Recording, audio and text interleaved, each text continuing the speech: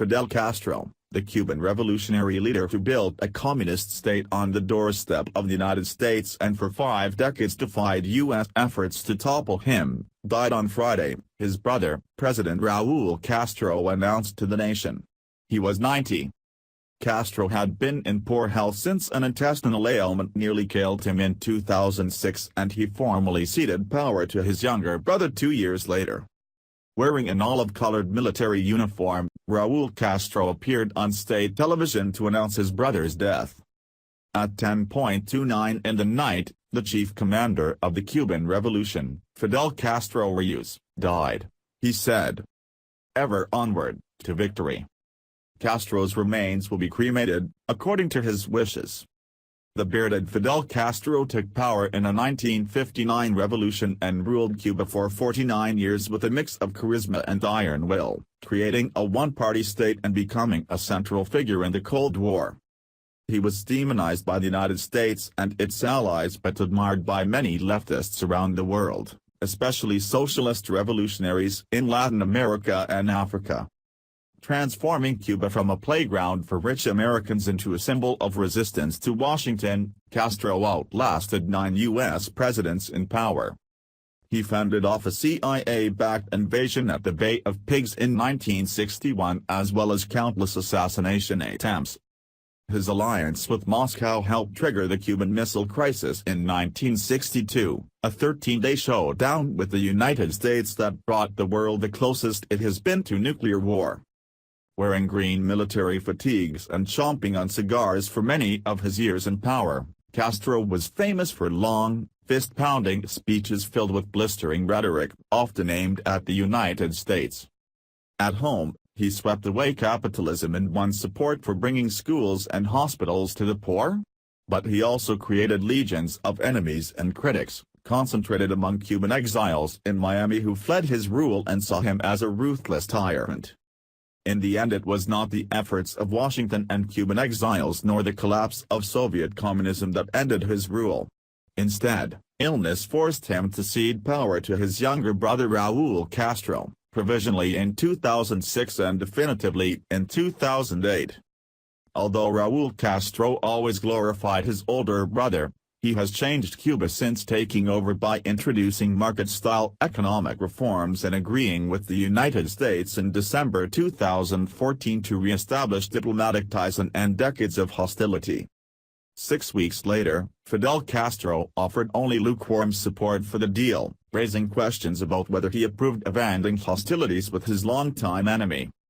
He lived to witness the visit of U.S. President Barack Obama to Cuba earlier this year, the first trip by a U.S. president to the island since 1928.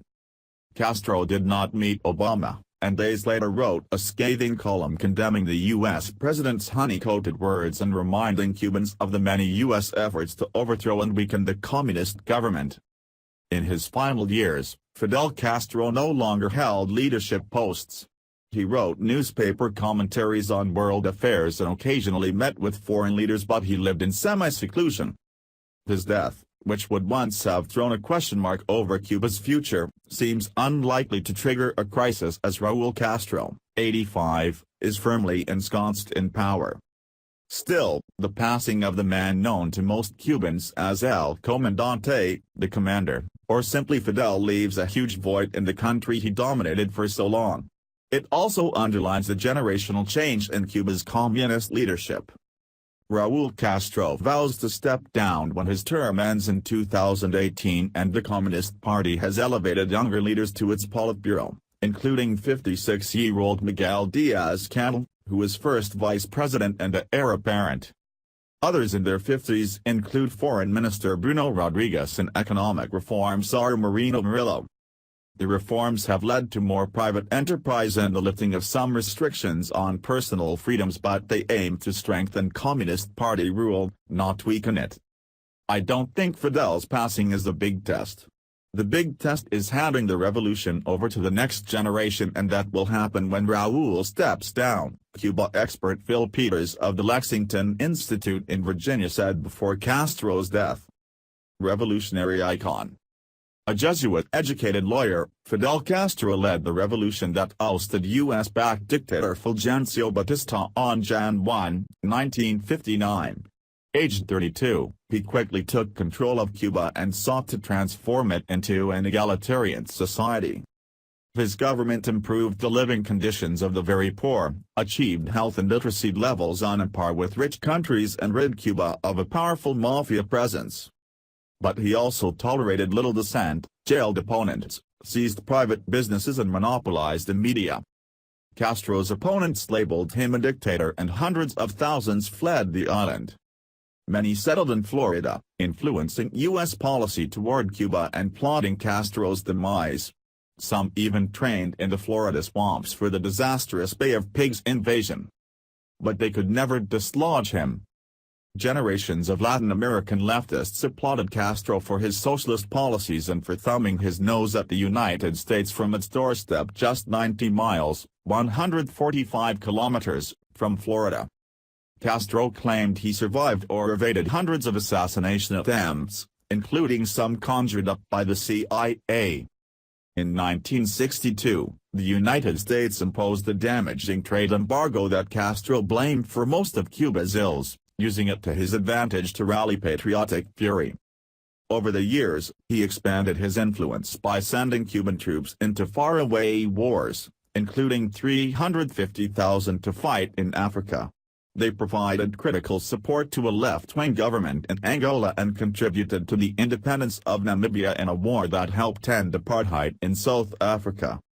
He also won friends by sending tens of thousands of Cuban doctors abroad to treat the poor and bringing young people from developing countries to train them as physicians. History will absolve me. Born on August 13, 1926 in Brin, eastern Cuba, Castro was the son of a Spanish immigrant who became a wealthy landowner. Angry at social conditions and Batista's dictatorship, Fidel Castro launched his revolution on July 26, 1953, with the failed assault on the Moncada barracks in the eastern city of Santiago. History will absolve me, he declared during his trial for the attack.